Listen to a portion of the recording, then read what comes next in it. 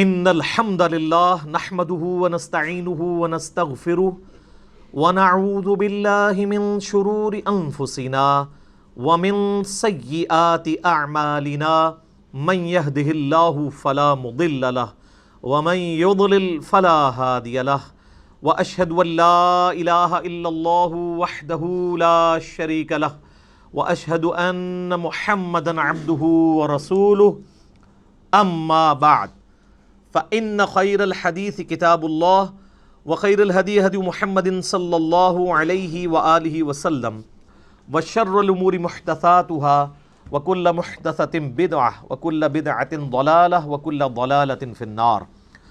أعوذ بالله السميع العليم من الشيطان الرجيم من همزه ونفخه ونفثه. بسم الله الرحمن الرحيم. رب اشرح لي صدري ويسر لي امري واحلل عقدة من لساني يفقهوا قولي. بسم الله الرحمن الرحيم. ان الله وملائكته يصلون على النبي يا ايها الذين آمنوا صلوا عليه وسلموا تسليما. اللهم صل على محمد وعلى آل محمد كما صليت على إبراهيم وعلى آل إبراهيم إنك حميد مجيد. اللهم بارك على محمد وعلى آل محمد كما باركت على إبراهيم وعلى آل إبراهيم إنك حميد مجيد. اللهم ربنا آتنا في الدنيا حسنة وفي الآخرة حسنة وقنا عذاب النار. ربنا آتنا من لدنك رحمة وهيئ لنا من أمرنا رشدا.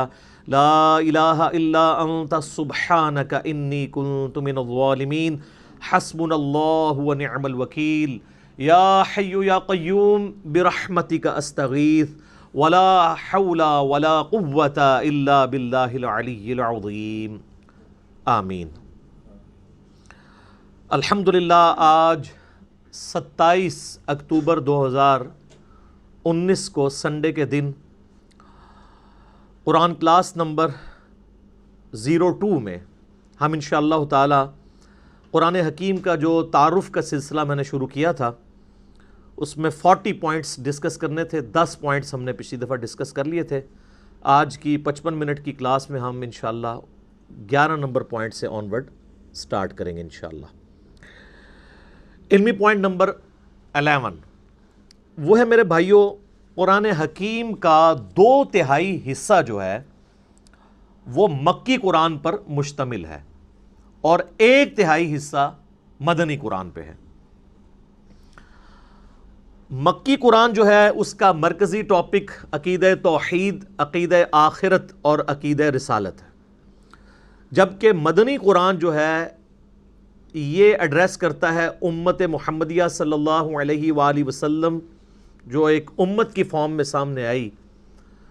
اس کے لیے گائیڈ لائنز کیا ہیں، شریعت کے احکامات کیا ہیں. شریعت کا جو بلو پرنٹ ہے وہ سورۃ البقرہ ہے اور اس کے جو تکمیلی احکام ہیں وہ سورۃ النساء اور سورۃ المائدہ کے اندر آئے ہیں. اسی طریقے سے پارہ نمبر 28 آلموسٹ پورے کا پورا جو ہے وہ مدنی قرآن ہے اور بڑا امپورٹنٹ ہے.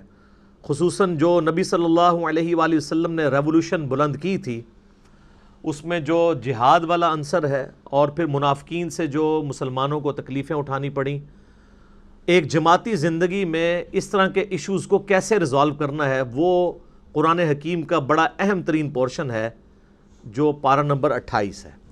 وہ سارے کا سارا مدنی ہے اور سب سے بڑا جو پورشن ہے وہ شروع کے آلموسٹ 6.5 پارے ہیں. علمی پوائنٹ نمبر 12 وہ ہے میرے بھائیوں، قرآن حکیم کا جو 1/3 مدنی قرآن ہے اس کا بھی 2/3 حصہ پہلے 6.5 پاروں میں کور ہے. یعنی جو مدنی قرآن ہے اس کا 2/3 حصہ وہ شروع میں ہی آ گیا. سورۃ البقرہ، سورہ آل عمران، سورہ نساء اور سورہ المائدہ. اور اس کے پیچھے حکمت یہ ہے کہ چونکہ اکثریت مسلمانوں کی، بعد میں آنے والوں کی، وہ نسلی مسلمان ہیں اور نسلی مسلمانوں کے لیے بنیادی چیز شریعت کے احکامات ہیں. اس لیے اللہ تبارک و تعالیٰ نے جو مدنی قرآن ہے جس میں شرعی احکامات آئے ہیں ایک آئلی زندگی کے لیے، معاشرتی زندگی کے لیے، وہ قرآن حکیم میں مصحف کے اندر شروع میں وہ حصہ ڈسکس ہوا ہے.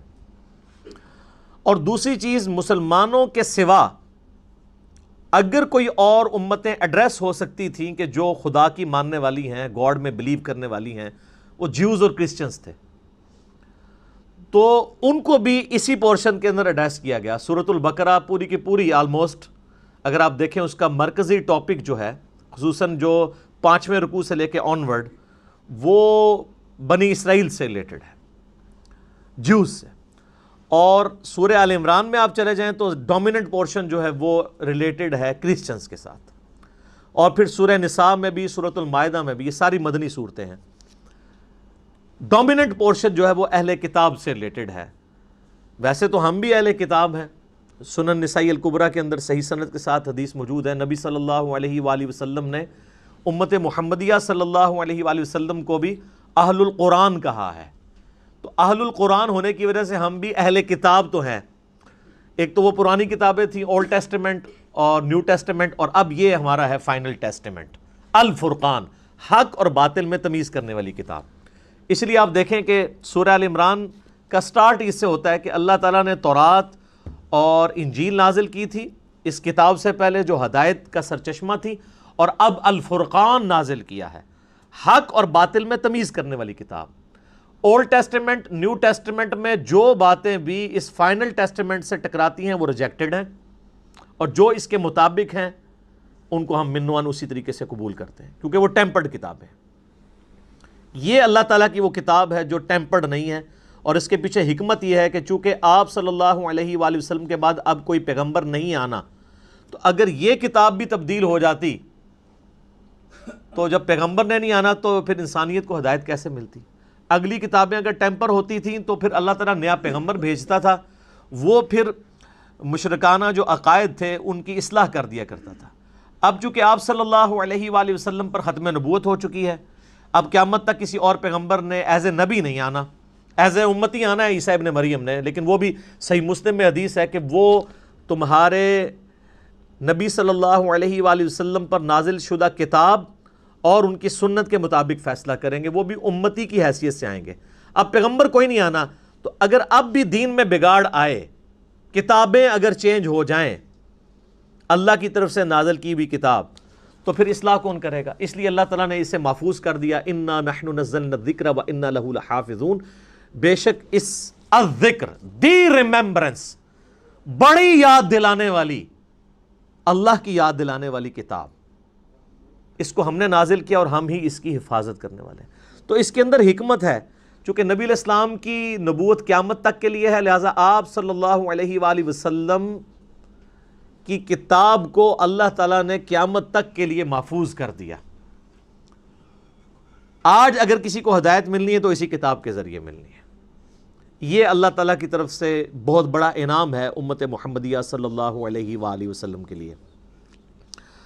تو جیوز اور کرسچنس کو ایڈریس کیا گیا اس مدنی پورشن کے اندر، مسلمانوں کو ایڈریس کیا گیا۔ ظاہر مسلمان بھی اہل کتاب اس اعتبار سے ہیں کہ ہم بھی اہل القرآن ہیں، قرآن بھی اللہ کی کتاب ہے، نہ صرف کتاب ہے بلکہ کلام بھی ہے۔ علمی پوائنٹ نمبر 13، میرے بھائیو، قرآن حکیم آج بھی عربک لٹریچر کی چوٹی کی کتاب ہے، اور جب لٹریچر کی بات ہوگی پھر ریلیجن سے ہٹ کر جو لٹریچر کی فیلڈ کے لوگ ہیں، ایکسپرٹس ہیں، ان کی رائے کو مانا جائے گا۔ یعنی اگر آج آپ انگلش زبان میں بات کریں گے، انگلش زبان کے کسی لفظ کے اوپر بحث کریں گے، اس کی پروننسیشن کیا ہے، تو آپ آکسفورڈ ڈکشنری کی طرف جائیں گے، اور بعض اوقات ڈکشنری میں بھی وہ چیزیں اس طریقے سے موجود نہیں ہوتی ہیں جو نسل در نسل ایز اے لنگوسٹک چل رہی ہوتی ہیں۔ آج ایک نان مسلم گورا وہ اتھارٹی ضرور مانا جائے گا انگلش زبان میں، اور ایک مسلمان کو صرف مسلمان ہونے کی وجہ سے انگلش میں اتھارٹی نہیں مانا جائے گا جب تک وہ انگلش لٹریچر کو جانتا نہیں ہوگا۔ بالکل اس طریقے پر اس وقت بھی آپ کو پتہ ہے آلموسٹ 1.5 کروڑ 150 لاکھ کوپٹک کرسچنز ہیں جو نسلاً کرسچنز ہیں، اور وہ عربک لینگویج ان کی مادری زبان ہے۔ ان میں بھی چوٹی کی بک کے طور پر، اللہ کی کتاب کے طور پر نہیں، لیکن عربک لنگوسٹک کی چوٹی کی بک کے طور پہ قرآن حکیم کو مانا جاتا ہے، پڑھایا جاتا ہے۔ جوز بھی مانتے ہیں کہ یہ ان کے چلے یہ عقیدہ ہے کہ یہ نبی علیہ السلام کی یعنی لکھی ہوئی کتاب ہے۔ اللہ کی کتاب نہیں مانتے، لیکن وہ یہ مانتے ہیں کہ یہ عربک لنگوسٹک کا شاہکار ہے یہ کتاب۔ اور میں یہاں پہ آپ کو ایک اور بات بھی بتا دوں، علمی پوائنٹ نمبر 14 ہے وہ، کہ قرآن حکیم کسی بھی اعتبار سے کسی ڈکشنری کا محتاج نہیں ہے، کیونکہ کسی بھی زبان کی جو ڈکشنری ہوتی ہے وہ زبان کے بعد وجود میں آتی ہے، زبان پہلے وجود میں آتی ہے۔ آج تک آپ، اب ہماری مادری زبان پنجابی ہے یا اردو ہے، ہم نے اس کو ٹینسز کے ذریعے، ڈکشنری کے ذریعے نہیں سیکھا، بلکہ اپنے ماں باپ کے ذریعے سیکھا ہے۔ اور اگر آپ نے واقعی شستہ اردو سیکھی ہوئی ہے، جیسے لکھنؤ کے یا بریلی کے لوگ، یو پی کے لوگ جو شستہ اردو بولتے ہیں، تو ان کو کسی اردو کی ڈکشنری کی ضرورت نہیں ہے اپنی زبان کو ویریفائی کروانے کے لیے، کیونکہ وہ ڈکشنری سے سپیریئر ہیں۔ ڈکشنری تو دوسری زبان کے لوگوں کو اپنی زبان سمجھانے کے لیے بنائی جاتی ہے۔ یعنی اگر انگلش لنگوسٹک کے لوگوں نے اس کے ٹینس ڈیوائز کیے تو اس لیے نہیں کہ گوروں کو ان ٹینسز کی ضرورت تھی، اس لیے کہ جو انگریزی سیکھنا چاہے نا وہ اس طریقے سے سیکھے۔ اسی طریقے سے اردو کے جو ہم ٹینسز پڑھتے رہے ہیں تھوڑا بہت انفارمیشن کے طور پہ، وہ اس لیے نہیں کہ ہمیں اردو سکھائی جائے، وہ اس لیے کہ اگر کوئی نان اردو سیکھنا چاہے تو اس کے لیے آسانی ہو۔ اسی طریقے سے جن لوگوں نے عربی سیکھنی ہے ان کے لیے عربی ڈکشنری ہے، جو لوگ عربی جاننے والے لوگ ہیں ان کو ڈکشنری کی ضرورت نہیں ہے۔ اسی لیے کئی ایک چیزیں آپ ڈکشنری میں ایسے دیکھیں گے کہ جو کسی رول میں بیٹھتی نہیں ہیں عربک زبان میں، وہ مستعمل ہوتی ہیں، ڈکشنری کے پوائنٹ آف ویو سے وہ غلط ہوتی ہیں۔ یہ میں اس لیے آپ کو بتا رہا ہوں کہ کتنے نان مسلمز ہیں جنہوں نے قرآن حکیم کی عربی لنگوسٹک کے اوپر بھی اعتراض کیے ہیں، باقاعدہ اس کے اوپر مناظرے رکھے ہوئے ہیں۔ جو کاپٹک کرسچنز ہیں یا جیوز ہیں جو بائی برتھ عربک لینگویج جاننے والے لوگ ہیں، انہوں نے عربک زبان کی ڈکشنری کے مطابق قرآن حکیم میں کچھ غلطیاں ہائی لائٹ کی ہیں کہ یہاں پر یہ لفظ نہیں یہ والا لفظ آنا چاہیے تھا۔ مثال کے طور پر قرآن حکیم میں آپ کو کئی جگہ ملے گا کہ اللہ تعالیٰ انبیاء کرام علیہ السلام کو پلورل کے سیغے سے مخاطب کرتا ہے، جمع کے سیغے سے، لیکن بعد میں جو بات ہو رہی ہوتی ہے وہ سنگولر کے سیغے میں۔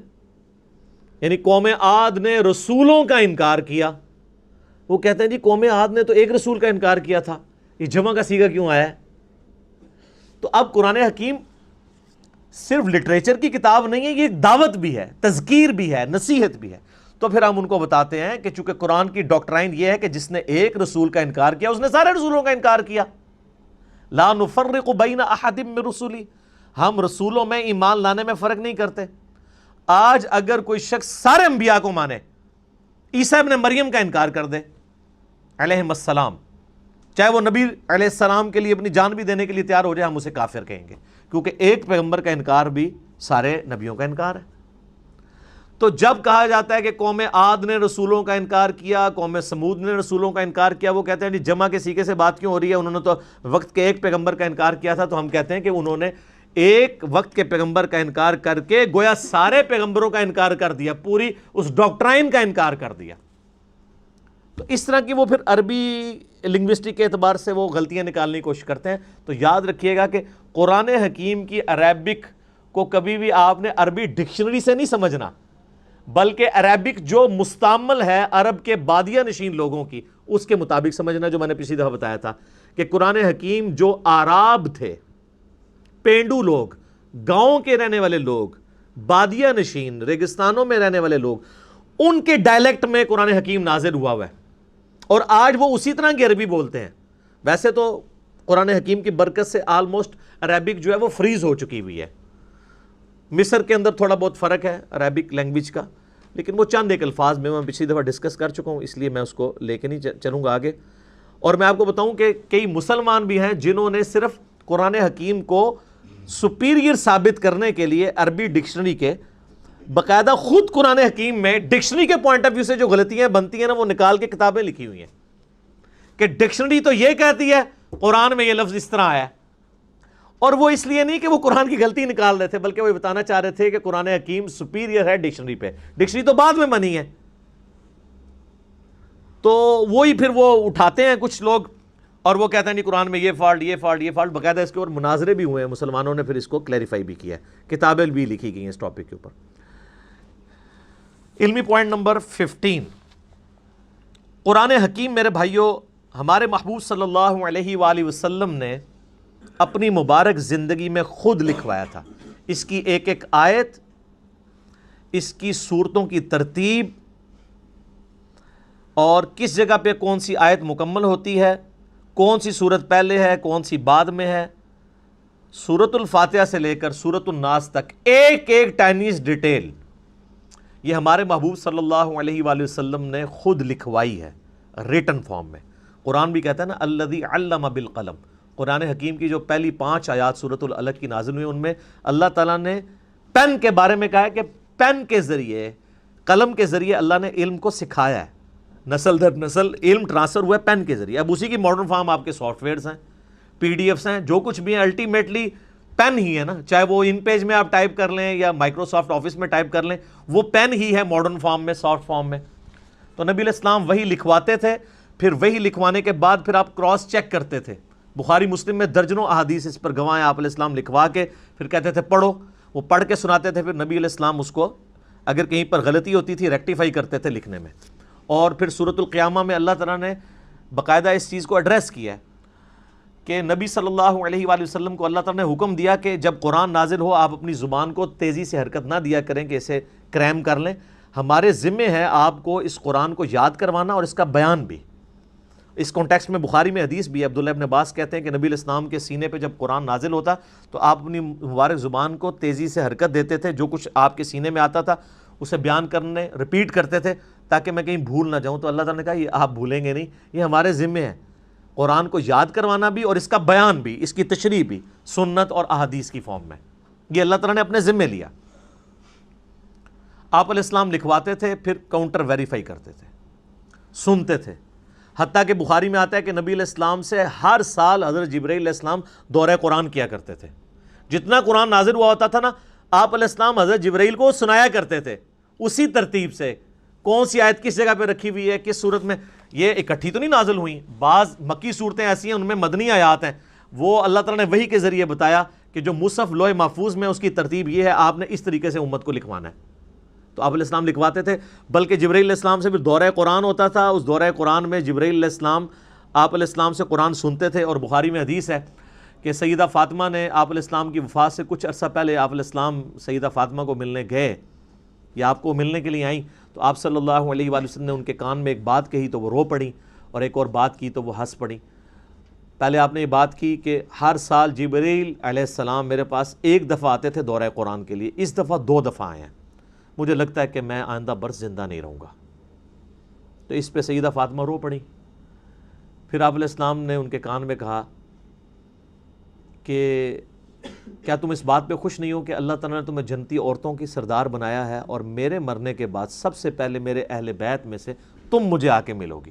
6 مہینے بعد ان کی ڈیتھ ہو گئی. تو اس پہ سیدہ فاطمہ خوش ہوئیں. یہ حدیث بخاری مسلم دونوں میں ہے. اما عائشہ کہتی ہیں حضور کی زندگی میں نے کوشش ہی نہیں کی میں سیدہ فاطمہ سے یہ پوچھوں کہ حضور علیہ السلام نے آپ کے کان میں کیا باتیں کی تھی جس پہ آپ روئیں اور ہنسی. پھر حضور کی وفات کے بعد میں نے سیدہ فاطمہ سے کہا کہ فاطمہ، جو میرا حق ہے تم پر، میں تمہاری ماں لگتی ہوں، اس حق کے سبب میں تم سے سوال کرتی ہوں کہ نبی علیہ السلام نے تمہارے کان میں کیا بات کی تھی. پھر انہوں نے دونوں باتیں ریپیٹ کی. تو 2 دفعہ دورہ قرآن کیا. لہٰذا یہ جو ایک دجال عورت پیدا ہوئی تسلیمہ نسرین بنگلہ دیش میں، جس نے کہا کہ یہ قرآن حکیم کی ترتیب جو ہے یہ توقیفی نہیں ہے بلکہ یہ خود سے لوگوں نے، صحابہ کرام نے اپنے اعتبار سے اس کو کیا مینج نہیں، نبی علیہ السلام نے اس کی ترتیب اسی طریقے سے لکھوائی ہے جو اللہ تعالیٰ نے وحی کے ذریعے آپ کو بتائی تھی. اور آپ علیہ السلام امی تھے. اچھا، امی کے لفظ کے اوپر بھی لوگوں میں نا ایک بڑا عجیب سا، بعض اسے گستاخی سمجھتے ہیں اور بعض دوسری ایکسٹریم پہ چلے جاتے ہیں. امی ہونا آپ علیہ السلام کا کوئی عیب نہیں ہے.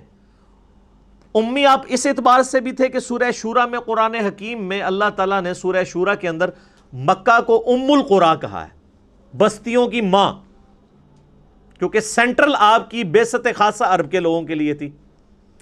اس وجہ سے بھی آپ امی ہیں. اور اس اعتبار سے بھی امی ہے کہ آپ علیہ السلام نے کسی کی شاگردگی نہیں کی، آپ لکھنا پڑھنا نہیں جانتے تھے، اور یہ آپ کا عیب نہیں تھا، آپ کی خوبی تھی. ڈاکٹر اقبال کا شاعر ہونا ان کی خوبی ہے، لیکن نبی علیہ السلام کا شاعر ہونا ان کی خوبی نہیں ہے. قرآن میں اللہ تعالیٰ نے فرمایا سورہ یاسین میں وَمَا عَلَّمْنَاهُ الشِّعْرَ وَمَا يَنبَغِي لَهُ، ہم نے ان نبی کو صلی اللہ علیہ وآلہ وسلم شعر کہنا نہیں سکھایا اور نہ ان کے شان ہے، کیونکہ اگر آپ شعر کہنا سیکھے ہوئے ہوتے تو لوگ کہتے کہ یار اتنے عرصے سے پریکٹس کر ہی رہا تھا تو ایک ریفائنڈ کتاب اس نے لکھی دینی تھی کہ اس میں ملکوتی غنا، ایک ڈیوائن میوزک تو چلتا ہے، اگرچہ وہ برابر نہیں، آزاد نظم کا سٹائل ہے، لیکن بہرحال وہ ایک چیز تو ہے۔ الرحمن علم القرآن خلق الانسان علمہ البیان۔ تو نبی علیہ السلام نے پوری زندگی نہ کسی فلاسفر کی شاگردگی کی نہ کسی شاعر کی، اسی لیے تو لوگ پھر حیران ہوئے کہ یار یہ اللہ تعالیٰ کا کلام ہے۔ تو آپ امی تھے، اور یہ آپ کا عیب نہیں تھا، آپ کی خوبی تھی، اور اس کا ذکر اللہ تعالیٰ نے سورۃ العنکبوت میں کیٹاگوریکل اس حوالے سے مینشن کیا ہے کہ آپ علیہ السلام کی یہ خوبی کیسے بن گئی۔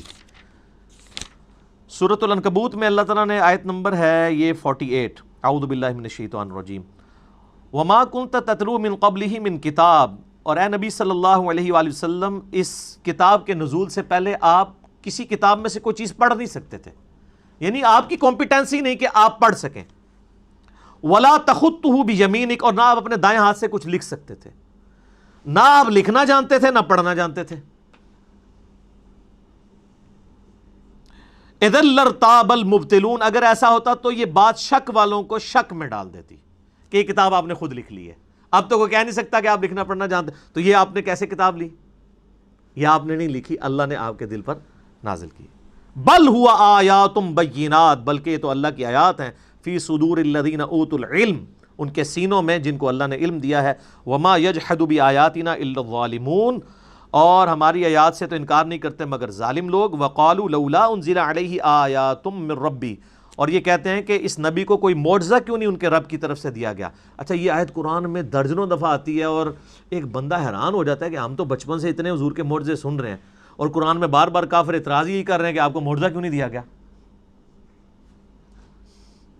معجزات ہیں بخاری مسلم میں، ٹینجیبل فارم میں، فزیکل فینومینا آف نیچر توڑنے والے حصی معجزات، لیکن قرآن حکیم میں جو وہ معجزات وہ ڈیمانڈ کرتے تھے نا، وہ سورہ بنی اسرائیل میں ہے، جس میں نے 4 لیکچر دیے، مثلا number 131 A B C D، 9 معجزات وہ مانگتے تھے۔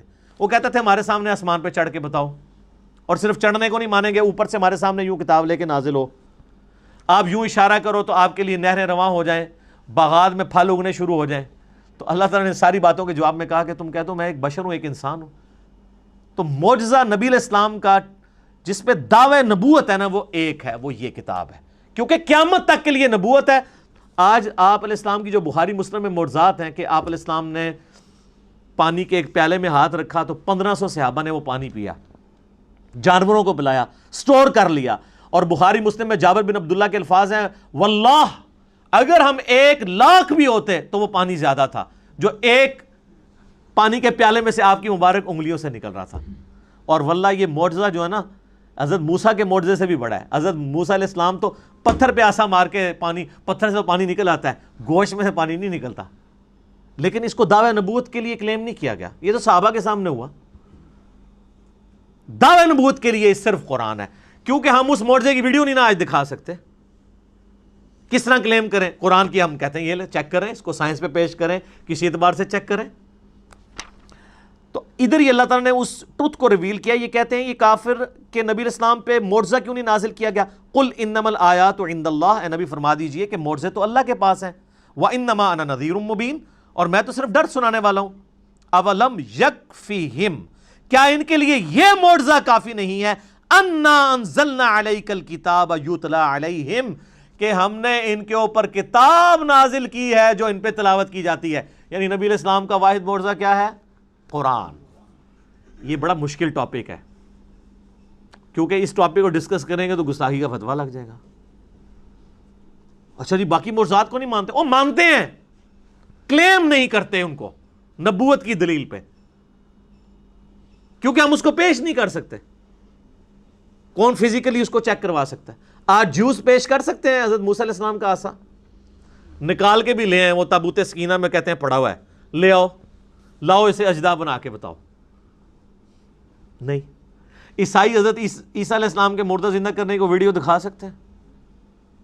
تو ہم جس کی بنیاد پہ نبی علیہ السلام کے لیے پروفٹ ہونا کلیم کر رہے ہیں، ہم کہتے ہیں یہ لیں، دیکھیں فزیکل فارم میں آپ کے سامنے یہ معجزہ ہے۔ تو یہ قرآن حکیم کی آیات اس پر ثبوت ہیں کہ یہ کتاب ہے جو معجزہ ہے۔ ان فی ذلک لرحمہ، اس میں ہے بے شک اس میں ہے رحمت و ذکر لقوم یؤمنون، اور اس میں نصیحت ان کے لیے جو بات ماننا چاہیں گے. جو بات نہیں ماننا چاہتے ان کے لیے کوئی نصیحت نہیں ہے، جو بات ماننا چاہے گا اس کے لیے کتاب اللہ میں نصیحت ہے. تو یہ بڑا کریٹیکل ٹاپک ہے، اور اس میں آپ کو ضمناً بتا دوں، بخاری مسلم میں ڈیٹیلڈ احادیث ہیں. نبی علیہ السلام پہ جو پہلی وحی نازل ہوئی تھی غار حرا میں، وہ سٹارٹ یہ حدیث اس سے ہوتی ہے، مشکات میں آپ کو تیسری جلد میں مل جائے گی، کہ جب نبی علیہ السلام کی مبارک زندگی کا 40واں سال آیا تو آپ صلی اللہ علیہ وآلہ وسلم کا اچانک دل دنیا سے اچاٹ ہو گیا. آپ بڑی ایک ڈائنامک لائف گزار رہے تھے، کامیاب مکے کے تاجر تھے، مکے کی امیر ترین عورت کے ساتھ آپ کی شادی ہوئی تھی، اور آپ مکے کے رہنے والے ہر شخص کی آنکھوں کا تارا تھے، صادق اور امین تھے. اچانک ایک بندہ جو اتنا ایکسٹروورٹ ہو، گھر سے وہ کھانا پیک کر کے اور غار حرا میں جانا شروع ہو گیا، اور چند دنوں کے بعد فرشتہ آ گیا وہاں پہ. تو نیچے لوگوں نے یہ بھی سوچنا شروع کر دیا کہ یار یہ اکیلا غار میں بیٹھے رہتا تھا، ہو سکتا ہے اس پہ کوئی آسیب کا سایہ ہو گیا ہو. لیکن جب کلام سنا تو میں نے پچھلی دفعہ وہ زماد والی حدیث سنائی تھی نا، تو کتنا اثر ہوا ان کے اوپر.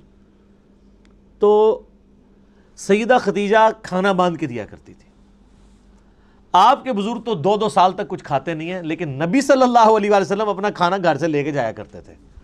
یہ ہے سچائی جو بخاری مسلم میں، وہ ہیں کہانیاں. تو وہاں پہ سیدہ عائشہ کے الفاظ ہیں بخاری مسلم دونوں میں کہ آپ پہ جب پہلی وحی نازل ہوئی تو فرشتہ انسانی شکل میں آیا اور اس نے آپ علیہ السلام کو کہا اقرا، پڑھ. تو نبی علیہ السلام نے کہا ما انا بقاری، میں تو پڑھا لکھا نہیں ہوں، امی تھے آپ. دوسری بار کہا، تیسری بار کہا، پھر اس نے آپ علیہ السلام کو سینے سے لگایا اور بھینچا، اور پھر کہا اقرا بسم ربک الذی خلق خلق الانسان من علق، اقرا، اور آگے وہ یعنی 5 آیات پوری. تو پھر نبی علیہ السلام نے اس کو ریپیٹ کیا. اس حدیث میں یعنی ان لوگوں کے موقف کو تائید حاصل ہوتی ہے جن کا یہ موقف ہے کہ نبی علیہ السلام کے سامنے کوئی لکھی ہوئی تختی پہ یہ آیات لائی گئی تھی. کیونکہ اگر اقرا سے مراد یہ ہوتا ہے کہ میرے پیچھے پیچھے ریپیٹ کرو، وہ تو بچہ بھی ریپیٹ کر لیتا ہے. اس کے لیے اس کو یہ نہیں کہنا پڑتا، اس کی زبان ہے کہ میں پڑھا ہوا نہیں ہوں. یعنی کوئی چیز ریٹن فارم میں آپ کے سامنے لا کے رکھی گئی اور آپ کو کہا گیا. اور یہ بھیجنے کی برکت یہ ہوئی کہ آپ علیہ السلام نے وہ لکھا ہوا بھی پڑھ لیا. لہٰذا یہ جو سورۃ العنکبوت کی آیت ہے نا کہ اس قرآن کے نزول سے پہلے آپ کتاب سے کچھ پڑھ نہیں سکتے تھے، تو اس کا مطلب ہے اس کتاب کے نزول کے بعد اللہ نے آپ کو یہ معجزہ بھی دے دیا کہ آپ پڑھ لیتے تھے. یہ ڈائریکٹ استعداد آپ کے اندر پیدا ہو گئی. پھر آپ نے وہ آیات پڑھی، پھر آپ واپس آئے کانپتے ہوئی حالت میں، سیدہ خدیجہ کو کہا مجھے کمبل اڑا دو، انہوں نے تسلی دی. بخاری مسلم کے الفاظ ہیں کہ آپ یتیموں کے پر سرے جو ہے وہ شفقت، دست شفقت رکھتے ہیں، آپ محتاجوں کا جو ہے وہ حاجت پوری کرتے ہیں، آپ مہمان نوازی کرتے ہیں، آپ جو تنگ دست لوگ ہیں ان کی مدد کرتے ہیں. اللہ تعالیٰ آپ کو کبھی بھی بے یار و مددگار نہیں چھوڑے گا. پھر وہ ورقہ ابن نوفل جو ان کے کزن تھے، جو ایک کرسچن تھے، ان کے پاس لے گئیں. انہوں نے جب یہ باتیں سنی تو انہوں نے کہا یہ وہی ہے جو موسیٰ علیہ السلام کے پاس آئی تھی، عنقریب آپ کی قوم آپ کو اس شہر سے نکال دے گی. تو نبی علیہ السلام نے کہا مجھے یہ نکال دیں گے، یہ تو مجھ سے بڑی محبت کرتے ہیں. انہوں نے کہا آپ سے پہلے جس نے بھی توحید کی بات کی ہے اس کے ساتھ اس کی قوم نے یہی کچھ کیا. اگر میں اس وقت تک زندہ رہا تو میں آپ کی مدد کروں گا. لیکن وہ پہلے ہی فوت ہو گئے. ورقہ ابن نوفل رضی اللہ تعالیٰ عنہ، نبی علیہ السلام کی انہوں نے یعنی جو نبی ہونا ہے اس چیز کو پہچان لیا، حالانکہ وہ نابینا تھے صرف کلام سن کے. تو اس سے پتہ چلتا ہے کہ آپ علیہ السلام بعد میں یعنی پڑھنے کی استعداد آپ میں آ گئی تھی، اور لکھنے کی بھی بالکل ایسا نہیں تھا کہ آپ بالکل کچھ نہیں لکھ سکتے تھے. ان لوگوں کے موقف کو تائید ہوتی ہے کہ وہ یہ کہتے ہیں کہ نبی علیہ السلام اس کتاب کے نزول سے پہلے، الفاظ ہے اس کتاب کے نازل ہونے سے پہلے نہ آپ دائیں ہاتھ سے لکھ سکتے تھے نہ پڑھ سکتے تھے، کیونکہ بعد میں لکھنا ثابت بھی ہے. میرا یوٹیوب پہ ایک کلپ ہے نبی علیہ السلام کی ہینڈ رائٹنگ، لیکن آپ کو مہارت نہیں تھی لکھنے میں، کیونکہ جس بندے نے کبھی لکھا نہ ہو تو کبھی کبھار وہ لکھے تو مہارت نہیں ہوتی. اور وہ حدیث ہے بخاری میں جو صلح حدیبیہ کا معاہدہ لکھا جا رہا تھا، محمد رسول اللہ کو کٹوایا تھا سہیل ابن عمرو نے، بعد میں خیر مسلمان ہو گئے، کہ ہم تو آپ کو اللہ کا رسول نہیں مانتے، تو آپ محمد بن عبداللہ لکھیں۔ سر عمر سیریز دیکھ لیں، اس میں ساری چیزیں فلمائی ہوئی ہیں۔ تو پھر نبی علیہ السلام نے مولا علی سے کہا، تو انہوں نے کہا یا رسول اللہ میں آپ کا نام نہیں مٹاؤں گا۔ حالانکہ حکم ادب پہ فوقیت رکھتا ہے، لیکن نبی علیہ السلام نے بھی اس چیز کو سمجھا کہ محبت کی وجہ سے ہی کہہ رہا ہے۔ پھر آپ نے فرمایا اچھا مجھے بتاؤ، میں خود کاٹتا ہوں۔ تو بخاری کے الفاظ ہیں، آپ نے محمد رسول اللہ پر لکیر پھیر کے اپنے مبارک ہاتھوں سے محمد ابن عبداللہ لکھا، اور وہ راوی حدیث کہتا ہے کہ نبی علیہ السلام لکھ رہے تھے لیکن آپ لکھنے پہ مہارت نہیں رکھتے تھے، یعنی آپ کی ہینڈ رائٹنگ اتنی واضح نہیں تھی، بہرحال آپ نے جو بھی تھا وہ لکھ لیا۔ یعنی چاند ایک الفاظ لکھنے سے ثابت ہو گیا آپ علیہ السلام تھوڑا بہت لکھ بھی لیتے تھے، پڑھنے کی استعداد آپ میں آ گئی تھی، اور ویسے بھی وہی کو آپ کاؤنٹر ویریفائی کرتے تھے سننے کے بعد۔ کئی کاتبین وہی اس میں یعنی شامل تھے جو جن کی ڈیوٹیز اس حوالے سے نبی صلی اللہ علیہ وآلہ وسلم نے لگائی ہوئی تھی۔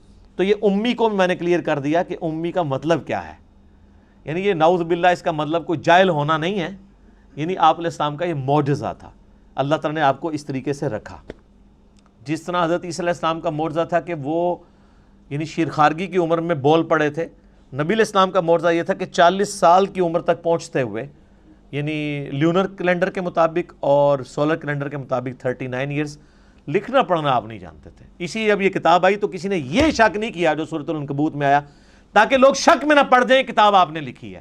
تو یہ اللہ کا ڈیوائن پلان تھا، اس میں فٹ ان یہی پھر سکیم بیٹھتی تھی جو اللہ تعالیٰ نے رکھی، یہ اس کی حکمت ہے۔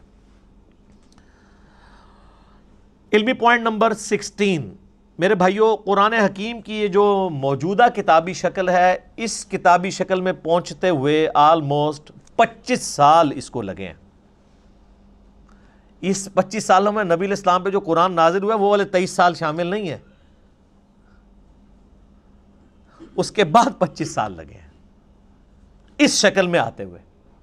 اس کی حکمت میں آپ کو اگلے پوائنٹس میں بتاتا ہوں۔ علمی پوائنٹ نمبر 17 وہ ہے میرے بھائیوں کہ عرب کے لوگوں کو اپنی میموری کے اوپر نا بڑا ناز تھا، وہ چیزیں زبانی یاد رکھتے تھے، کریم کرتے تھے، ان کو اتنی شاعرانہ کلام زبانی یاد ہوتے تھے، ان کے لیے کوئی پرابلم نہیں تھا چیزوں کو زبانی یاد رکھنا، اور اس پہ وہ فخر محسوس کرتے تھے۔ اب اس سینیریو کے اندر جب یہ کتاب نازل ہوئی تو صحیح بخاری میں آتا ہے کہ ابن مسعود کہتے ہیں میں نے 80 صورتیں نبی علیہ السلام سے خود سن کے یاد کی ہیں۔ آپ نماز میں پڑھتے تھے، آپ ذرا کریمنگ کا لیول دیکھیں کہ نماز میں وہ تہجد کی نماز میں سن رہے ہیں اور یاد بھی کر رہے ہیں، اتنے ان کے مضبوط حافظے تھے۔ ابھی بھی دیکھ لیں، آپ چھوٹے بچوں کو لگا لیں، کتنے بچے ہیں 8-9 سال کی عمر میں پورا قرآن ہی حفظ کر جاتے ہیں۔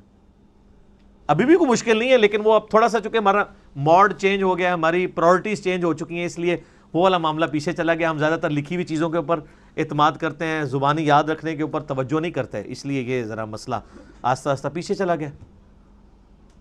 اب چونکہ ان کو اپنی کریمنگ کے اوپر ناز تھا، یاد کرنے کے اوپر ناز تھا، اس لیے وہ قرآن پاک کے حافظ سینکڑوں کی تعداد میں صحابہ کرام میں موجود تھے۔ لیکن صحیح بخاری میں آتا ہے جب جنگ یمامہ ہوئی مسیلمہ کذاب کے خلاف، اس جنگ میں کئی حفاظ شہید ہوئے، تو پھر حضرت عمر نے آ کے مشورہ دیا کہ ہم یہ جو سکیٹرڈ فارم میں کہیں ہڈیوں پہ، کہیں چمڑے کی کھال کے اوپر، کہیں لکڑی کے اوپر لکھی ہوئی نبی علیہ السلام کی لکھوائی ہوئی وہی موجود ہے، اس کو ایک جگہ جمع کر کے کتابی شکل 2 گتوں کے درمیان لے آئیں۔ تو حضرت ابوبکر چونکہ سنت کی پیروی کرنے والے تھے، پہلا جواب ان کا وہی تھا کہ میں وہ کام کیوں کروں جو نبی علیہ السلام نے خود نہیں کیا۔ پھر حضرت عمر ان کے ساتھ بحث کرتے رہے کہ اس کی ضرورت ہے، حتیٰ کہ حضرت ابوبکر کہتے ہیں اللہ نے میرا سینہ کھول دیا۔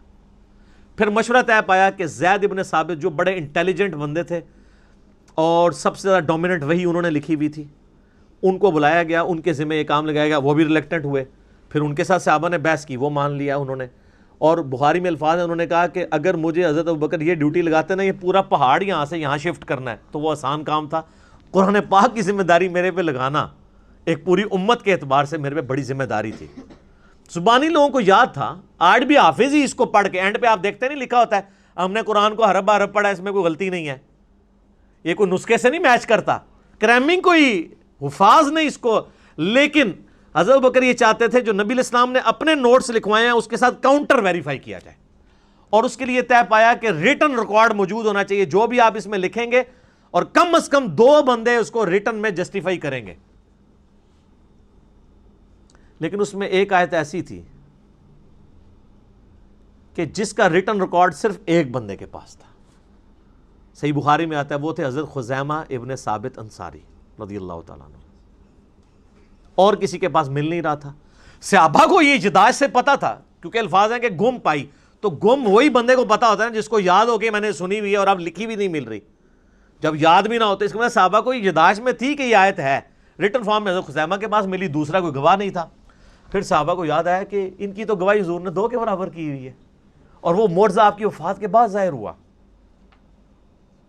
یہ پروفیسیز اور جو علامات النبوہ ہیں, اور وہ واقعہ بڑا مشہور ہے.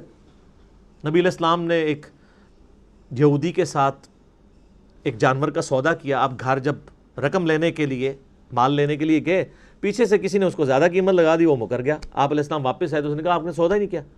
آپ نے فرمایا تم مجھے نہ دو لیکن کم از کم مجھے جھوٹا تو نہ کرو. انہوں نے کہا نہیں, آپ نے سودا ہی نہیں کیا, اگر کیا تو گواہ لائیں. گواہ کوئی بھی نہیں تھا. تو حضرت خزیمہ وہاں سے گزر تھے, انہوں نے کہا میں گواہی دیتا ہوں کہ تم نے سودا کیا.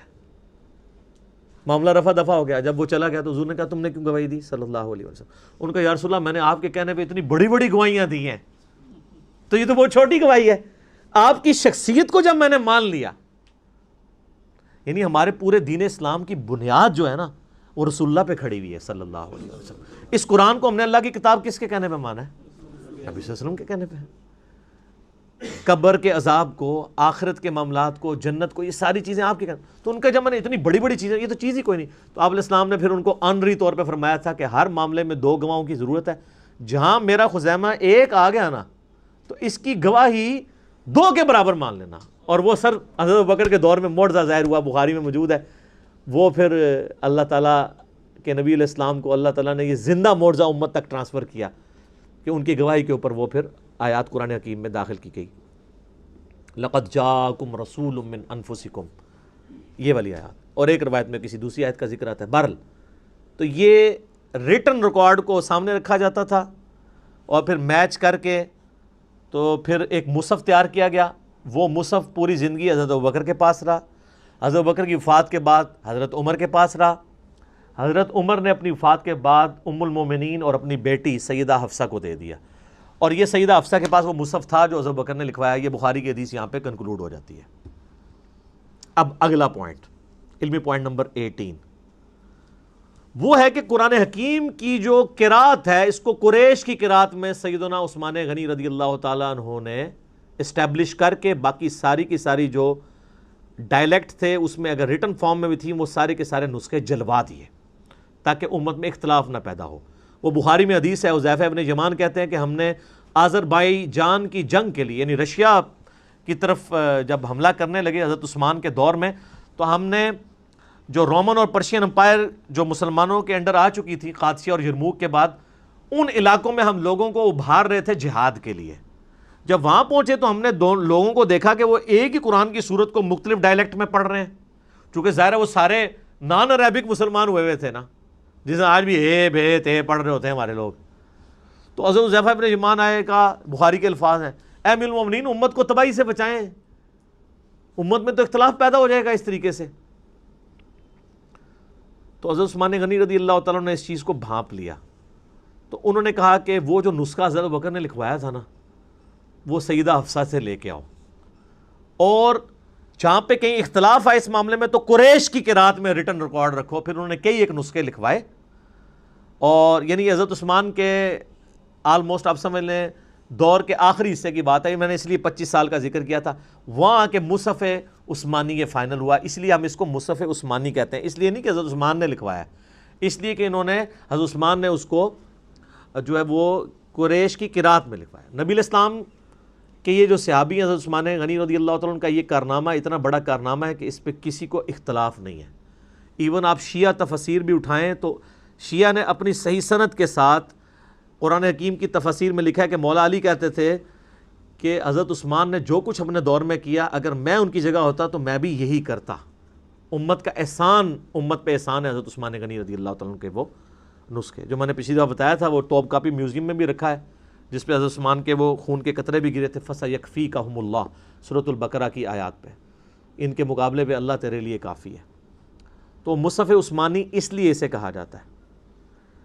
اور آج تو کاربن ڈیٹنگ کے ذریعے چیک بھی ہو سکتا ہے. تو یہ حضرت عثمان غنی رضی اللہ تعالیٰ عنہ کو جو کہا جاتا ہے نا کہ آپ قرآن جمع کرنے والے ہیں، یہ غلط ہے. آپ قرآن جمع کرنے والے نہیں، جمع نبی علیہ السلام نے اپنی مبارک زندگی میں لکھوایا اور حضرت بکر نے اس کو ایک جگہ 2 گتوں کے درمیان کیا، اور قریش کی جو قرات والا جو اختلاف تھا اس کو ختم کر کے قریش کی قرات میں قرآن حکیم کو حضرت عثمان غنی رضی اللہ تعالیٰ نے ایک جگہ اسٹیبلش کیا. تو یہ اس کی پوری ہسٹری تھی. علمی پوائنٹ نمبر 19 وہ ہے میرے بھائیوں، یہ جو قرآن حکیم کا ہمارے پاس مصحف عثمانی ہے، اس پہ سنی اور شیعہ کا اجماع ہے. یہ بڑا پراپوگنڈا ہوتا ہے مناظروں میں بھی کہ جی شیعہ اس قرآن کو نہیں مانتے، اور آپ کو حیرانگی ہوگی کہ شیعہ سنیوں کے اوپر بھی اعتراض کرتے ہیں کہ سنی قرآن میں تحریف مانتے ہیں. وہ میرا آپ یوٹیوب پہ کلپ دیکھ لیں کہ شیعہ کافر ہیں، تو میں نے اس میں یہ ساری چیزیں کھولی ہیں. پریکٹیکلی اس وقت پوری دنیا کے پاس یہی قرآن ہے، مشرق سے لے کر مغرب تک، شمال سے جنوب تک. انڈونیشیا کا مسلمان ہو، افریقہ کا مسلمان ہو، رشیا کا ہو، امریکہ کا ہو، سب کانٹیننٹ کا ہو، کہیں سے قرآن پڑھنا شروع کریں، آیت آدھی پڑھیں چھوڑ دیں، اگلی آیت وہ پڑھے گا. دنیا میں اس وقت ملینز آف حفاظ موجود ہیں. کوئی دوسری رائے نہیں ہے قرآن حکیم میں کہ کوئی کہ کوئی آیت یہ آیت ادھر نہیں تھی ادھر ہے، یا آیت کے الفاظ جو ہے وہ غلط طریقے سے کوئی پڑھتا ہو. یہ مصحف عثمانی جو میرے ہاتھ میں ہے، یہ بلو بائنڈنگ میں آپ دیکھ رہے ہیں. یہ شاہ فہد پرنٹنگ پریس سعودیہ سے شائع ہوا ہے، اور یہ کاتب نے کمال رائٹنگ، یہ خط نسق میں لکھا ہوا ہے، جو ہم تاج کمپنی والی جو رائٹنگ ہے جو ہم یہاں سب کانٹیننٹ کے لوگ پڑھ سکتے ہیں. محمدی بولڈ فونٹ جسے کہتے ہیں، آلموسٹ اس کے قریب ہے، بل اتنا نہیں ہے. وہ عرب کے لوگ تو وہ ٹریڈ عربک فونٹ چلتا ہے جس کو یہاں کے لوگ اتنی آسانی سے، یہ انہوں نے بلو بائنڈنگ میں سعودیہ والوں نے سب کانٹیننٹ کے لوگوں کے لیے اور باقی لوگوں کے لیے چھاپا ہوا ہے. اور گرین جو بائنڈنگ ہے گرین کلر کی، اس میں انہوں نے عرب کے لوگوں کے لیے، اس میں عربی دوسرے سٹائل میں لکھی ہوئی ہوتی ہے، وہ چپٹی سی خط ریحان ٹائپ کی. یہ بلو بائنڈنگ میں، اور یہ کاتب ہے دمشق کا، شام کا، اس کا نام ہے عثمان طاہا. یہ اس کاتب نے لکھی ہے، اور کمال اس نے لکھا ہے، ایسے انداز میں اس نے رائٹنگ کی ہے کہ ہر صفحے پہ آیت ختم ہو رہی ہے. یہ کتنا بڑا کمال ہے کہ آلموسٹ آپ یہ دیکھ لیں کہ یہ قرآن حکیم جو میرے پاس مصحف ہے، اس کے 600 کے قریب 600 پلس صفحات ہیں، اور ہر صفحے پہ آیت ختم ہو رہی ہے. اور یہ بھی نہیں کیا کہ الفاظ کو توڑ موڑ دیے جائیں، ایک جتنے الفاظ ہیں، اور اس نے اس زبردست انداز میں اس کو لکھا ہے. کمپیوٹر میں تو یہ پاسبل تھا، اس بندے نے ہاتھ سے لکھا ہے. کتنا بڑا کارنامہ ہے اس بندے کا. اور یہ اللہ نے اس کو اتنی قبولیت دی ہے کہ آج دنیا میں یہی قرآن چھپ رہا ہے، عثمان طاہا کا لکھا ہوا. یہی قرآن ایران والوں نے بھی اس سے یہ مخطوطہ لیا ہوا ہے. ایران میں بھی یہی قرآن چھپتا ہے جو سعودیہ سے. آپ ایران ہو گیا، بس یہ ہے کہ اس کی بائنڈنگ ریڈ ہے، اس کی بلو ہے. ایران والوں نے اس کا ذرا کلر ڈیفرنٹ کر لیا ہے، قرآن ایک ہی ہے. اچھا، آپ کو پڑھایا گیا جو شیعہ 40 پارے مانتے ہیں، قرآن ہو رہا ہے. آج تک آپ نے خود جا کے کبھی شیعہ کی کسی امام بارگاہ میں جا کے قرآن اٹھا کے چیک کیا؟ پراپوگنڈا چلتا ہے. سر جب آپ اس طرح کے جھوٹے پراپیگنڈے کرتے ہیں نا، پھر اس کا نقصان یہ ہوتا ہے کہ جو مخالف ہے نا، وہ اپنے اس عقیدے میں اور کانفیڈنٹ ہو جاتا ہے کہ یہ تو ہے ہی اتنے جاہل ہیں، جو اتنے جھوٹے ہمارے اوپر الزامات لگا رہے ہیں، تو ان کی باقی باتیں بھی غلطی ہوں گی. ایک اور آپ نے بڑا جھوٹ سنا ہوگا، جی وہ شیعہ میں حافظ قرآن کوئی نہیں ہوتا. اسماعیلیوں کے بارے میں بھی بہت مشہور ہے. سر اسماعیلیوں میں ایسے ایسے خاندان ہیں کہ ہر بچہ ہی حافظ ہے. مجھے کویت سے ایک بھائی نے ای میل کی، وہ بتانے لگا وہ اسماعیلی تھا، پھر میرے لیکچر سن کے وہ جو ہے وہ فرقہ واریت سے نکلا. تو مجھے بتانے لگا کہ ہمارے خاندان میں کوئی بندہ ایسا نہیں جو حافظ نہ ہو، لیکن بس حافظ ہی ہے، بلکہ حافظ ہے پنجابی والا، ترجمہ نہیں آتا، عقیدے قرآن کے مطابق نہیں. اور یہاں مشہور کیا ہے جی وہ شیعہ حافظ نہیں ہو سکتا. وہ اس لیے کہ شیعہ کے اندر یہاں پہ اب مدرسے بننے شروع ہیں حفظ کے. تو ادھر اس ہمارے سب کانٹیننٹ میں ٹرینڈ نہیں ہے حفظ کرنے کا، چونکہ یہاں پہ زیادہ تر مدرسے تھے سنیوں کے، سنی یعنی بریلوی، دیوبندی، اہل حدیث تینوں. یہاں پہ وہ حفظ کرواتے تھے، پورا سسٹم چل رہا، تو ظاہر ہے وہ حافظی بن کے نکلنے تھے. تو لیکن ایران میں آپ چلے جائیں، وہاں حفظ کے مدرسے ہیں، ہزاروں حافظ ملیں گے آپ کو. یہاں پہ بھی اب انہوں نے کچھ سلسلہ شروع کیا تو حفاظ ملیں گے. ہمارے پاس ہمارے وہ جو حیدر بھائی آتے ہیں وہ قم یونیورسٹی سے پڑھے ہوئے ہیں، تو وہ حافظ بھی ہیں اور ماشاءاللہ بہترین پروننسیشن ہے ان کی. تو یہ یعنی ایک جھوٹا پراپوگنڈا کیا جی وہ حافظ نہیں ہو سکتا چونکہ یہ قرآن کو مانتے نہیں تھے لہٰذا ان میں حافظ ہی کوئی نہیں ہے. کہانی ہے چل رہی ہے، 40 پارے ہیں، وہ جی 30 پارے وہ 10 پارے وہ کہتے ہیں بکری کھا گئی. اللہ یہ بکری کھانے والی حدیث سنن ابن ماجہ میں ہے. وہ تو شیعہ پیش کرتے ہیں، یہ تو آپ کی کتاب میں لکھا ہے بکری کھا گئی، اور حدیث بھی ٹھیک ہے. وہ بکری کھانے سے کیا ہو گیا؟ یہاں پہ بھی آپ دیکھیں کئی بار قرآن پاک کے نسخے جو ہے دریا میں دریا برد ہوئے ہوتے ہیں، کوئی ڈسپوز آف ہوئے ہوتے ہیں، تو وہ قرآن جو ہے وہ تو اس لکھے ہوئے مصحف کا محتاج ہی نہیں ہے. آج دنیا سے سارے مصحف ختم کر دیں تب بھی قرآن ختم نہیں ہوگا. اسی لیے بخاری میں آتا ہے اللہ تعالیٰ علم جو ہے نا سینوں سے سلب کر کے نہیں نکالے گا بلکہ علماء کو موت دے کر نکالے گا. جب تک سارے حافظ مر نہیں جاتے ہیں نا قرآن نہیں دنیا سے ختم ہو سکتا. لکھا ہوا بے شک سارا ریکارڈ ختم کر دیں. یہ اللہ تعالیٰ نے غیر معمولی حفاظت لی ہے. اسی لیے میں آپ کو بتا رہا ہوں کہ مصحف لکھتی کمپنی ہے تاج کمپنی یا ضیاء القرآن پبلیکیشن یا قدرت اللہ کمپنی، لیکن اس کو سرٹیفائی حافظ قرآن کرتا ہے کہ یہ صحیح لکھا ہوا ہے. وہ حافظ قرآن کیا وہ حضرت عثمان کا نسخے کو سامنے رکھ کے میچ کرتا ہے؟ نہیں. جو اس کو کریم کروایا گیا نسل در نسل عملی تواتر سے اجماع سے. اور یہ اتنا سٹرونگ سسٹم ہے کہ امام کعبہ بھی غلطی کرے اسے پیچھے لقمہ مل جاتا ہے. آج تک کسی بڑے سے بڑے عالم نے جب غلطی کی ہو کوئی احترام میں چپ رہتا ہے؟ لقمہ ملتا ہے سر. کوئی پڑھ نہیں سکتا. اب تو خیر ان کے لیے اور مصیبت کھڑی ہو گئی ہے نا. اب لوگوں نے smart phone air flight mode میں رکھے ہوتے ہیں. پہلے تو حافظ اتنی لمبی چھلانگیں مار جاتے تھے تراویح میں تو وہ سامنے کے ساتھ ملی بھگت ہوتی تھی کہ جو اس کو ویک پورشن یاد ہوتا تھا اس پہ چھلانگ مار دیتا تھا. اب چھلانگ مار ہی نہیں سکتا. اس لیے حفاظ کی بھی چھانٹی ہو رہی ہے. اب پکے حافظ ہی صرف قیام اللیل کروا سکتے ہیں رمضان کا، کچے حافظ کروا بھی نہیں سکتے، پکڑے جائیں گے. چھلانگ مار ہی نہیں سکتے.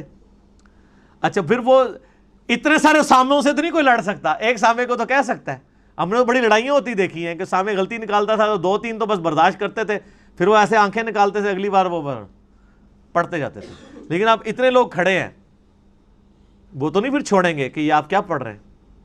اس لیے اب آپ دیکھیں پکے حافظ اچھا قرآن پڑھنے. اب لوگوں میں شعور بھی ہے یار قرآن سننا ہے ہم نے، یعلمون تعلمون نہیں سننا. تو لوگ بڑے یعنی کنسنٹریشن کے ساتھ ایسی مساجد کے اندر جاتے ہیں جہاں سکون سے قرآن پڑھا جاتا ہو. لوگ قرآن کو انجوائے کرتے ہیں. یہ یعنی اسمارٹ فون کی برکت اس حوالے سے ہے. اب اس دن سے ڈریں کہ یہ علماء یہ فتوی نہ دے دیں کہ اسمارٹ فون میں قرآن پڑھنا اور سننا حرام ہے تاکہ ان کی جان چھوٹ دے. ہاں ایک بندے نے کہا میرا کوشچن بھی چڑھا ہوا ہے کیا موبائل پہ قرآن پڑھ سکتے ہیں؟ اس نے کہا جی قرآن پڑھ تو سکتے ہیں لیکن اس قرآن کا ثواب نہیں ملے گا. ایک کہانی کرا لی ہے. تو پھر میں نے اسے پھکی دی تھی کہ صحابہ کرام کو دیکھ کے قرآن پڑھتے تھے، ان کو زبانی پہ ثواب ملتا تھا. تو ہم اگر مصحف سے نہیں دیکھ کے پڑھ رہے ہیں، موبائل سے دیکھ کے پڑھ رہے ہیں تو ہم تو ڈبل کام کر رہے ہیں، پڑھ بھی رہے ہیں اور دیکھ بھی رہے ہیں، تو ہمیں اتنا بھی ثواب نہیں ملے گا. وہ تو خالی زبانی پڑھتے تھے سوائے ان لوگوں کے جن کے پاس مصحف تھا اور وہ حافظ نہیں تھے. تو یہ حفاظ والا بھی پورا پراپوگنڈا کیا ہوا جی کہ جی وہ حافظ جناب ہو ہی نہیں سکتا کوئی. علمی پوائنٹ نمبر 20 اور وہ ہے میرے بھائیوں قرآن حکیم کی 7 قرات اسٹیبلش ہیں. اگرچہ ہم ایک ہی قرات کو لے کے چل رہے ہیں جو امام حفص جو عبداللہ ابن مسعود کے یعنی آگے سے شاگردوں میں سے ہیں، وہ قرات دنیا میں اسٹیبلش ہے، اسی میں امام کعبہ قرات کرتا ہے، بڑے بڑے قرات کے مقابلے اسی میں ہوتے ہیں. لیکن جو باقی جو 6 قرات تھیں وہ اللہ تعالیٰ نے بخاری مسلم میں حدیث ہے نبی علیہ السلام نے فرمایا، میرا 7 قرات کے اوپر کلپ بھی ہے کہ اللہ تعالیٰ نے امت کو آسانی دی.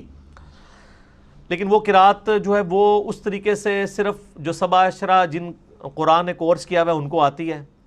بعض جگہ پہ وہ پڑھی بھی جاتی ہے، یعنی یہ جو سوڈان کے اندر یا فلسطین میں کچھ لوگ ہیں جو عام قرات کے اندر بھی اس کو پڑھتے ہیں. مثلا یہ اب جو مالک یوم الدین ہے نا، ایک قرات میں یہ مالک یوم الدین بھی ہے. ٹھیک ہے. وَالضُّحَىٰ وَاللَّيْلِ اِذَا سَجَا، تو ایک قرات میں ہے یہ وَالضُّحَىٰ وَاللَّيْلِ اِذَا سَجَے. یہ ڈائلیکٹ بدل گیا. جو میں نے بتایا تھا نا ہم یہاں پہ کہتے ہیں ادھر آ اور پنڈی کے لوگ کیا کہتے ہیں ادھر آ. یہ وہی ہے وَالضُّحَىٰ وَالضُّحَىٰ. تو یہ مختلف قرات چل رہی ہیں. اور اب سعودی عرب نے 7 قرات والے قرآن بھی چھاپ دیے ہیں. ہر قرات کا قرآن لادہ سے یعنی پڑھنے کے. ویسے تو عرب کے لوگوں کو تو یہ جو اعراب ہے، یا اس کو حرکات کہنا اپروپریٹ ورڈ ہے، اعراب تو نہیں کہنا چاہیے، اعراب تو وہ حالت ہوتی ہے جس میں وہ حرکات زبر زیر پیش کی وجہ سے چلا جاتا ہے۔ یہ ایک لفظ آراب ہے، آراب کہتے ہیں پینڈو لوگ، بادیہ نشین۔ قالت الاعراب آمنا، اعراب ایک لفظ ہے اعراب زیر کے ساتھ، جو ہم اپنی لنگوسٹک میں اسے زبر زیر پیش کہتے ہیں، ویسے اپروپریٹ ورڈ اس کے لیے حرکات ہے۔ ان حرکتوں کی وجہ سے، حرکات کی وجہ سے جو اعرابی حالت بنتی ہے نا، وہ یعنی عربی لنگوسٹک کے پوائنٹ آف ویو سے، جیسے کہ ویسے لفظ ہے حالت رفع میں ہوتا ہے لفظ محمدن، لیکن دروشی میں کیا ہے؟ محمدن۔ کیوں؟ علی آ گیا، اللہم صلی علی محمدن۔ لیکن اذان میں محمدن ہے، کیوں؟ انا آ گیا، انا کی وجہ سے پیش زبر میں بدل گیا، اشہد ان محمد در رسول اللہ۔ کلمے میں ہم پڑھتے ہیں محمد الرسول اللہ، اور اذان میں پڑھتے ہیں محمد در رسول اللہ، اور دروشی میں محمدن۔ زبر زیر پیش کا فرق دیکھا آپ نے؟ تو یہ مختلف حالتیں آ جاتی ہیں۔ تو یہ حرکات کی عرب کے لوگوں کو ضرورت نہیں ہوتی ہے۔ عرب کے لوگوں کو آپ سمپل زبر ڈال کے دینا اور وہاں پر کھڑی زبر آتی ہو جو ڈبل کھینچی جاتی ہے، ایک الف کے برابر 2 حرکت، وہ اس کو ڈبل ہی کھینچیں گے، ان کی زبان پہ چڑھے گا ہی نہیں۔ تھوڑی بہت جن لوگوں کو عربی کے ساتھ شغف ہے نا، وہ بھی اگر الفاظ پڑھیں گے نا تو ان کو فوراً غلطی پتہ چل جائے گی، یار یہ اس طرح نہیں ہے، یہ لفظ اس طرح ہو ہی نہیں سکتا۔ الفاظ کی یعنی کھینچنے کے اعتبار سے حروف مدہ جو ہیں یا حرکات ہیں یا حروف لین ہیں، وہ ان کو پتہ چل جاتا ہے۔ مجھے خود کئی بار پتہ چل جاتا ہے، وہ زبان پہ چڑھتا ہی نہیں ہے لفظ۔ پھر مجھے تو چونکہ عربی میں نے کورس بھی پورا کروایا ہوا ہے، اللہ کے فضل سے 5.5 لاکھ سے زیادہ لوگ دیکھ چکے ہیں۔ 2 سال میں جو قاری کورس کراتے ہیں نا قرات کا، میں نے اس کو 90 منٹ کے اندر سارا پورے کا پورا ہی کور کر دیا اللہ کے فضل سے۔ وہ 90 منٹ کوئی دیکھ لے ایک نشیز میں بیٹھ کے، وہ ایک قاری کے برابر شاید اس سے بھی اچھی کر لے اگر وہ اس رولز کے مطابق چلنا شروع کر دے، وہ مشکل نہیں ہے۔ تو یہ جو 7 قرات ہیں قرآن حکیم کی اسٹیبلش ہیں، اور ابن مسعود کے بارے میں آتا ہے بخاری مسلم میں کہ وہ معوذتین آخری 2 سورتوں کو قرآن کا حصہ نہیں مانتے تھے۔ لیکن یہ چیز جو ہے نا، وہ بعض لوگ تو کہتے ہیں یہ روایتیں جعلی ہیں، لیکن میرے نزدیک روایتیں ٹھیک ہیں۔ اصل میں عبداللہ ابن مسعود ان کو دعاؤں کے طور پہ مانتے تھے، اور بعد میں انہوں نے رجوع کیا ہے، کیونکہ امام حفص کی جو قرات ہم تک چل رہی ہے، جو اس وقت امام عاصم حفص کی، وہ ابن مسعود کی قرات ہے، تو اس میں تو معوذتین موجود ہیں، پوری دنیا کے مسلمان اسے لکھتے ہیں اور پڑھتے ہیں، ایز اے قرآن اسے یاد کرتے ہیں۔ اسی لیے ہم کہتے ہیں صحابہ کا اجماع حجت ہے، انڈیویجول کسی صحابی کی رائے غلط ہو سکتی ہے، اجماع پہ اللہ کا ہاتھ ہے، جو مسلم الحاکم میں 399 نمبر حدیث ہے کتاب العلم چیپٹر میں، کہ اللہ تعالیٰ میری امت کو کبھی گمراہی پہ جمع نہیں ہونے دے گا، جماعت پہ اللہ کا ہاتھ ہے۔ جماعت پہ پوری امت جو بات مان رہی ہوگی نا، وہ بات ایسی ہوگی اجماع امت، اس پہ اللہ کا ہاتھ ہے۔ انڈیویجولی کسی بندے کی رائے غلط بھی ہو سکتی ہے، امت کا اجماع جو ہے نا وہ حفاظت کرتا ہے۔ ٹھیک ہو گیا؟ تو یہ 7 قرات والا ایک بڑا کریٹیکل ایشو ہے، میں نے اسی لیے اس کے اوپر حدیثیں بھی بخاری مسلم کی پیش کر کے نا ایک 7 قرات کا مسئلہ آپ یوٹیوب پہ لکھیں، 7 قرات کا اختلاف، ایک ویڈیو ریکارڈ کروا دی ہے، کیونکہ بعض لوگ غیر مسلم بھی اعتراض کرتے ہیں 7 قرات کی وجہ سے۔ وہ کہتے ہیں آپ کا کلیم ہے کہ قرآن کا ورژن کوئی نہیں ہے، قرآن ایک ہی ہے پوری دنیا میں، پھر 7 قرات کہاں سے آ گئیں؟ اور پھر سعودیہ والوں نے 7 قرات چھاپ بھی دی ہیں اب ریٹن فارم میں، اب وہ لا کے دکھاتے ہیں، وہ کہتے ہیں جی دیکھیں جی آپ کے قرآن میں تو یہ لفظ ایسے لکھا ہے، اس میں تو یوں لکھا ہوا ہے، اور اس میں صرف زبر زیر کا بھی فرق ہوتا نا تب بھی کام چل جاتا۔ مالک یوم الدین اور مالک یوم الدین یہ تو چل جائے گا کہ چلیں لکھنے میں دونوں ایک طرح ہی ہیں۔ ملک لکھے نا، ایک لفظ ہے ملک فرشتے کو کہتے ہیں، ایک لفظ ہے ملک بادشاہ کو کہتے ہیں، ملوکیت والا۔ تو یہ ہمارے یہاں پہ جو یعنی پنجاب میں لوگ ہیں نا، یہ ملک جو کہلواتے ہیں، چودھری ملک، وہ زیر والے ملک ہیں۔ یہ ملک نہیں ہے، فرشتے نہیں ہیں، انسان ہی ہے۔ یہ ملک وہ والا ہے، خلافت و ملوکیت والا، وہ والا ملک۔ تو یہ یعنی زبر، ایک صرف زبر اور زیر سے کتنا فرق پڑ جاتا ہے۔ تو اس میں تو کام چل جائے گا۔ مالک یوم الدین کو عربی میں لکھا جاتا ہے تو ملک لکھا جاتا ہے، مالکی پڑھنا ہو جو ہماری قرات میں ہے تو کھڑی زبر لگا دیتے ہیں، اگر دوسری قرات میں پڑھنا ہو تو اس کی دوسری والی زبر لگا دیتے ہیں، مالکی کھڑی زبر ہوگی مالکی۔ اب یہ لفظ تو اپنی جگہ موجود ہے، صرف اس کی حرکات کی تبدیلی کی وجہ سے اس میں فرق پڑ گیا، یہ تو آپ کو ہضم ہو جائے گا۔ لیکن جو صحیح بخاری میں ہے کہ ابن مسعود جو ہیں واللیل اذا یغشا والنہار اذا تجلی وما خلق الذکر والانثی، یہ ہمارے مصحف میں ہے، وہ ماں کے بغیر پڑھتے تھے وخلق الذکر والانثی، اس میں تو ماں ہی پورا غائب ہے، تو وہ پھر کافر لے آتے ہیں، وہ کہتے ہیں دیکھیں جی آپ کے اس میں لفظ میں ماں موجود ہے، اس میں ماں موجود نہیں ہے، لیکن معنوں میں فرق نہیں پڑتا۔ اس طرح کئی اور الفاظ ہیں۔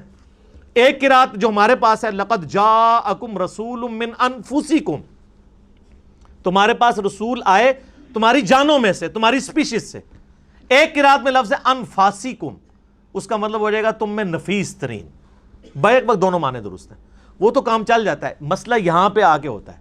اسی لیے اہل تشیع میں کئی لوگ ہیں جن کا یہ موقف ہے کہ یہ 7 قرات فراڈ ہے، اگر ہم 7 قرات کو ماننا شروع کر دیں گے تو قرآن ڈاؤٹ فل ہو جائے گا۔